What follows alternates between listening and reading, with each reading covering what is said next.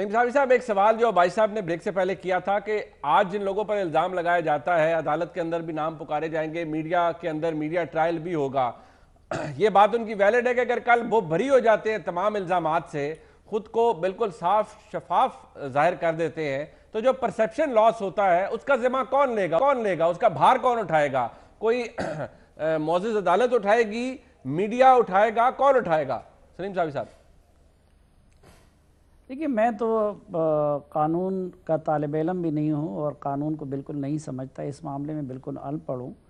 आप ला को समझते हैं और बैरिस्टर साहब ख़ुद बैरिस्टर भी हैं और प्रैक्टिसिंग लॉयर भी है बड़े टॉप क्लास के, और इस वक्त कानून साजी करने वाले सेनेट के भी रुकन हैं। तो इनकी मौजूदगी में मेरे ख़्याल में और आपकी मौजूदगी में इस हवाले से मेरी गुफ्तगू करना मुनासिब नहीं है। लेकिन हम जैसे तालिब इल्म सिर्फ एक कॉमन सेंस की बुनियाद पे जब हम देखते हैं, मसलन अभी ये जो फ्लैगशिप का मामला था, अब पहले सुप्रीम कोर्ट में इसी केस की बुनियाद पे आज आप जैसे लायर हमें बताते हैं कि नवाज़ शरीफ साहब को डिस्क्वालीफाई किया गया था।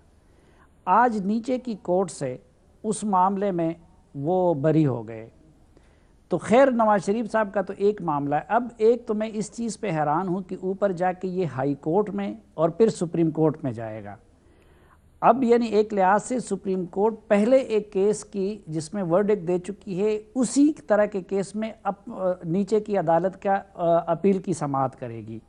तो एक मेरे ख्याल में ये हम जैसे लॉ से नाबलद लोग भी समझते हैं कि ये जो रिवायत चल पड़ी है कि सुप्रीम कोर्ट को आप ट्रायल कोर्ट बना दे, तो नीचे वो जो शहरी होता है या जो मुतासरा फरीक होता है उससे आप दो अपील के हक छीन लेते हैं। फिर एक दूसरा, ठीक है, कल मैं सोच रहा था ये जो सरगोदा यूनिवर्सिटी के हमारे यूनिवर्सिटी के इंचार्ज को और जिस तरीके से हथकड़ियों में उनकी लाश उस हालत में, ये भी अभी उन पे तो सिर्फ इल्ज़ाम था ना। मैं ये सोच रहा हूँ कि अगर 4-5 महीने बाद वो उसमें मासूम साबित हो जाए, बेगुनाह साबित हो जाए, उनकी ज़िंदगी अब कौन लौटाएगा? उसका ख़ानदान जिस कर्ब से गुजरा। तो ये जो पहलू हैं, फिर मैंने जिस तरह आपसे अर्ज़ किया ना कि देखिए करप्शन संगीन जुर्म है, बहुत ज़्यादा संगीन जुर्म है, लेकिन कुरान में भी अल्लाह ने इंसानी ज़िंदगी को दुनिया का सबसे बड़ा जुर्म करार दिया है। अबरा व अनवार पे कितने इंसानों के कत्ल के वो थे, उनके अपने महकमों के JITs ने उनको मुजरिम साबित कराया था। कभी रावणवार को हथकड़ी लगी, आज तक वो क्यों बाहर फिर रहा है? उनको क्यों VIP ट्रीटमेंट मिल रही है? उनके साथ फिर इस तरह का क्यों? अच्छा, फिर मैं अभी आपको रिसेंटली बता रहा हूँ, ये जो बड़े अफलातून इधर हमारे सामने लगे होते हैं और अपने सियासतदानों की तो बड़े वो करते हैं ना। उस रोज़ यहाँ पे ताहिर दावड़ जो एक SP था, जिन्होंने दूसरों की ज़िंदगियाँ बचानी थी, उस पर कोई JIT क्यों नहीं बनती? उसका कोई क्यों उस मामले की तहकीक नहीं करता? तो एक तो वो दूसरे मामलात को हम दूसरी जाने भी देते। फिर एक और चीज़ जो मुझे परेशान करती है, देखिए मैं तो जब से इस फील्ड में आया हूँ, ये तू मैं हम सुनते हैं भाई तुम चोर हो, इसका मुकदमा है, उसका मुकदमा है, अगले दिन फिर वो बंदा वो चहीता बन जाता है। मसलन आज जरदारी साहब के बारे में ये सब कुछ तो हो रहा है ना। कल जब इन्हीं पैसों से बलूचिस्तान में सेनेटर ख़रीदे जा रहे थे, फिर जब चेयरमैन सेनेट का इलेक्शन उसी दौलत से वो किया जा रहा था, किसी PTI ने एतराज़ किया था उस वक़्त, किसी और ने उसका एतराज़ किया था। और कल भी अगर उनके मामलात किसी जगह दोबारा ठीक हो जाए तो क्या फिर भी जरदारी साहब से मुतालिक ये रवैया होगा? एक तो ये चीज़। दूसरा, इस मुल्क को हम किस तरफ ले जा रहे हैं? मैं आज सोच रहा हूँ कि हमने कभी सोचा है कि उस रोज़ जो डोनाल्ड ट्रंप ने अफगानिस्तान से निकलने का ऐलान किया, उसके क्या रिपरकशन होंगे?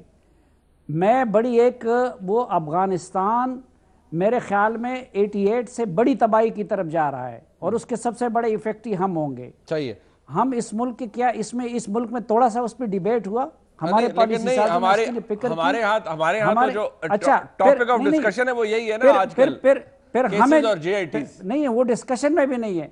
फिर हमें जो कुछ बताया जा रहा है, देखिए इधर मेरिट पे और उसूलों पे कभी भी सियासत नहीं होती। इधर जाहिर बात है कि सियासत शख्सियात के गिर्द घूमती हैं। आप कल जो है इमरान खान साहब को इस इक़्तिदार से महरूम करे, उनके साथ ये सलूक करे, वो भी यही लहजा इख्तियार कर लेगा जो इस वक्त नवाज शरीफ साहब ने या जरदारी साहब के लोगों ने इख्तियार किया है। अब पहले से इस मुल्क के अंदर हम जो कह रहे थे कि हम 5th जनरेशन वार की ज़िद में हैं, پختون پہلے سے محرومی کا شکار، گلگت بلتستان والے پہلے سے محرومی کے شکار، بلوچستان میں پہلے سے یہ صورتحال۔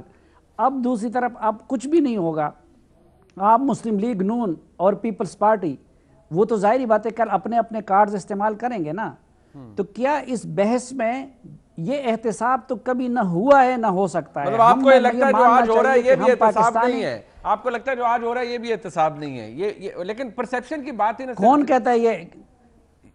کون کہتا ہے یہ احتساب ہے؟ میں نے آپ کو بتا دیا نا کہ یہ کیسا احتساب ہے۔ دیکھیں یہ کیسا احتساب ہے کہ جس میں غریبوں کے گھر تو مسمار ہوتے ہیں، لیکن وزیراعظم کی گھر کی بات آ جاتی ہے بنی گالہ کی تو وہ ریگولرائز ہوتا ہے۔